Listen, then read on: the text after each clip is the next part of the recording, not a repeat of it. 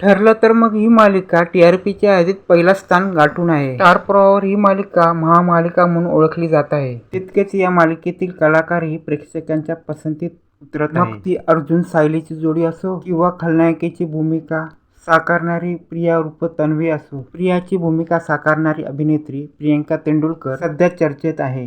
प्रियंकाने नुकतीच एक मुलाखत दिली. अभिनेत्रीने तिच्या खऱ्या आयुष्यातील क्रशबद्दल सांगितले.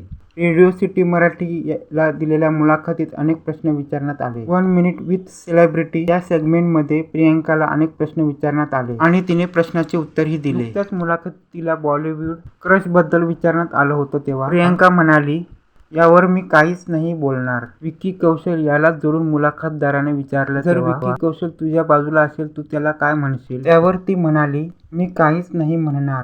मी फक्त त्याच्याकडे पाहतच राहणार. जर त्याच्यासाठी गाणं गायची संधी मिळाली तर? असंही मुलाखतदाराने विचारलं तेव्हा मी नाही गाणार कारण की तो पळून जाईल. यामुळे मी तो धोका नाही पत्करू शकत.